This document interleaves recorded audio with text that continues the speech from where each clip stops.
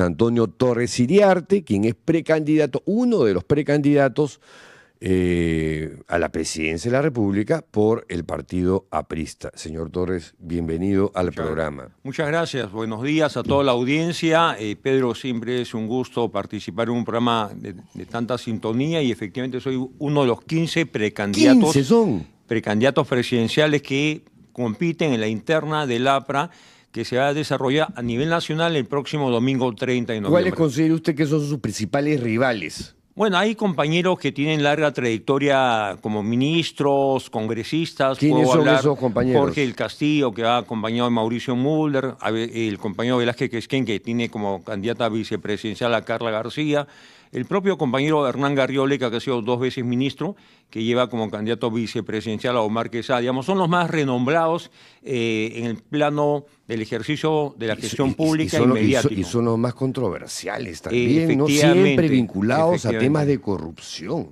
Y creo que es usted importante... como aprista sí.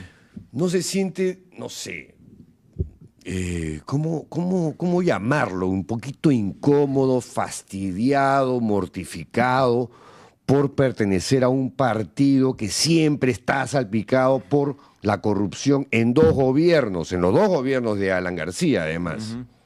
Yo, precisamente, soy un militante desde el año 76. Le ruego que 76, como militante me inscribí cuando aún Aya La Torre vivía y yo ya era alumno de la Universidad Católica. Mi generación conoció a Aya La Torre y lo que yo pretendo en esta campaña interna, y creo que está calando el mensaje aprista en las bases del partido a nivel nacional, recoger el legado de Aya La Torre de probidad y austeridad, de ejercicio desinteresado de la política, y si hay señalamientos, imputaciones, carpetas fiscales o investigaciones en curso, le corresponde al Ministerio Público y al Poder Judicial actuar. Yo como militante de base no señalo nombres, simplemente predico, si cabe la expresión, mi propuesta de gobierno que guarda relación directa con el plan de gobierno que los técnicos del APRA están elaborando. No tiene que mencionarlo, porque los acabo de mencionar yo hace un rato, solamente un informe de Américo Zambrano en Hildebrand en sus 13.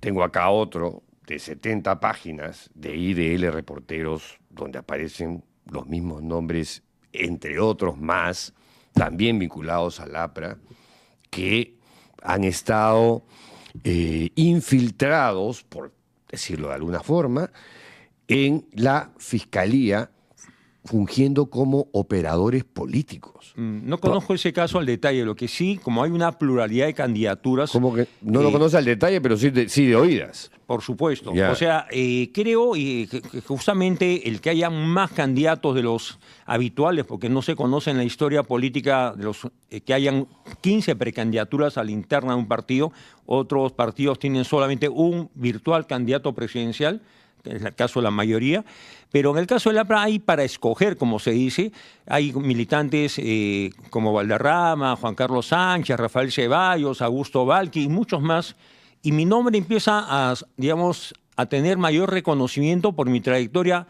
intachable, por mi formación académica y política, y porque nunca me alejé del partido de Aya La Torre, y tuve la virtud, si cabe la expresión, de iniciarme muy joven, antes de los 20 años en la militancia. Pero ¿cómo se explica esta paradoja en la que yo creo que todos los peruanos reconocemos el valor, el aporte, la trayectoria que tuvo una persona como Víctor Raúl Aya de la Torre, un intelectual a carta cabal, tuvo, pensamientos que se fueron confrontando en el camino, tuvo una especie de evolución, pero era un intelectual, un tipo correcto y que murió en casa ajena. Eso es verdad. Sin embargo, sus principales sucesores pareciera que lo único que quieren en la vida es plata y poder. Bueno, hay que diferenciar, ¿no? Efectivamente, Aya La Torre... Pero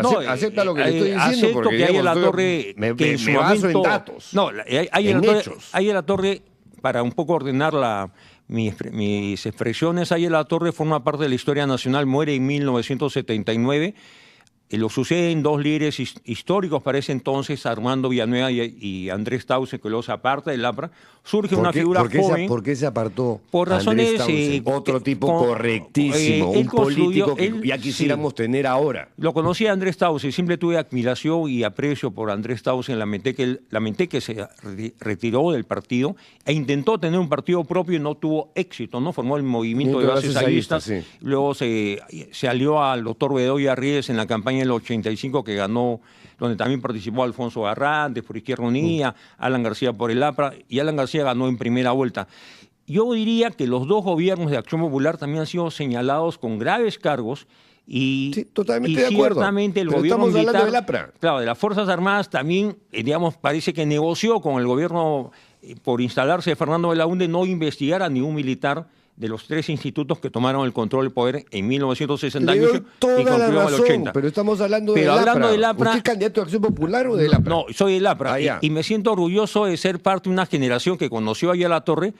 Hay compañeros... Bueno, como también la conoció sí, Alan García, ¿no? Sí, pero hay compañeros que se han mencionado que no conocieron a Víctor Raúl, que han llegado al APRA después de los 30 o 35 años.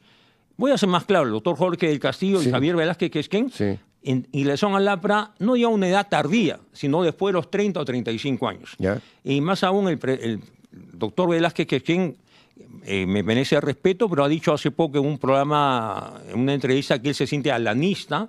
¿Ya? Alanista. Así lo dijo.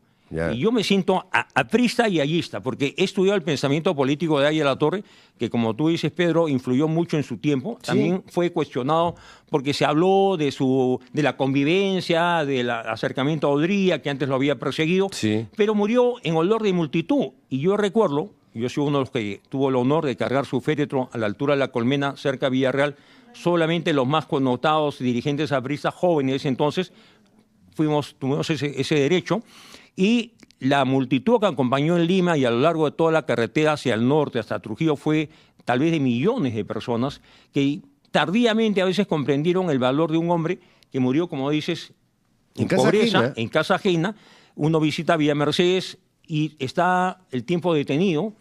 La biblioteca, tal como la conocimos hace tantos años, que es el mayor patrimonio y hemos legado que ha dejado Ayala-Torre. Sus ideas que yo pretendo recoger y que estoy expresando, y por eso se están adhiriendo tantos compañeros de base que no se sienten alanistas, sino apristas y herederos del mensaje político e intelectual de Víctor Raúl Ayala-Torre. Yo estoy en esa línea, y quienes pueden señalar... y me conocen mi trayectoria política, laboral o académica, pueden dar fe de que no necesito ni siquiera decirlo, porque trasunta, ¿no?, mi forma de hacer política y la forma como me conduzco en la vida, que estoy ajeno a cualquier tipo de sospecha, ¿no? Porque yo recién lo conozco ahora. Sí, seguro. Ya nos están pidiendo pausa. Diríjase a la cámara. ¿Por qué los apristas y los que no apristas, los electores, deberían votar por usted para la presidencia de la República, y no por Hernán Garrioleca, y no por Jorge del Castillo, y no por Velázquez Quesquén? Bueno, las bases se van a pronunciar en el padrón electoral que tiene a cargo el Jurado Nacional de Elecciones, el famoso ROP. Hay casi 45.000 militantes de todo el país, en todo el país. Yo invoco a los militantes inscritos en el ROP que salgan a votar, porque yo no respondo a ninguna cúpula, a ningún grupo de interés. Soy un militante de base, he tenido responsabilidades siendo joven o siendo adulto en el partido de Ayala-Torre, y pretendo representar al APRA con el decoro y la dignidad que corresponde a un partido histórico, de ideas, de propuestas problemáticas, que confrontó siempre con el comunismo internacional, con la oligarquía, con los militarismos en el Perú, y recogiendo el legado político e intelectual de Ayala-Torre, en un mundo actual distinto al que conoció Víctor Raúl, expresar una propuesta seria, razonable, para promover la democracia social de Pan con Libertad. Soy José Antonio Torres Iriarte, postulo con el número 8 por el Partido Aprista.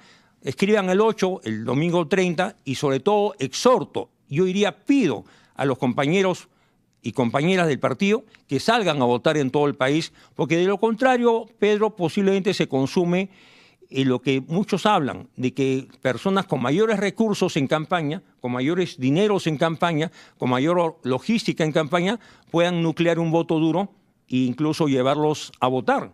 Yo pido a aquel de prisa de a pie, ¿no?, que vaya a votar y que escribe el número 8, y además soy también candidato al Senado Nacional con el número 18.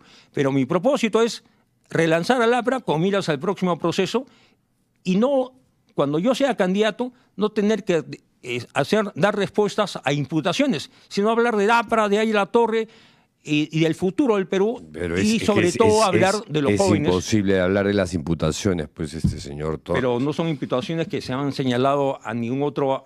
O sea, las imputaciones son de carácter penal o personal. Dos gobiernos corruptos. El primero de Alan García y el segundo de Alan García. Sobre eso sí voy a ser muy claro, ¿no?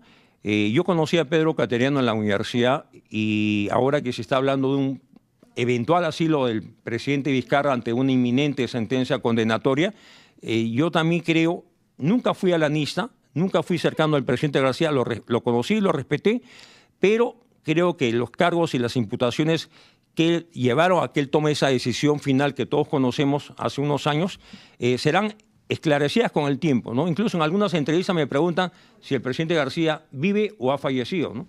Porque hay hasta, digamos, una leyenda urbana. Entonces, sobre el APRA se dicen muchas cosas, ¿no? Pero sabe que le iría mejor si su mensaje fuese de los precandidatos al APRA, a diferencia de Hernán Garrido Leca y Jorge el Castillo.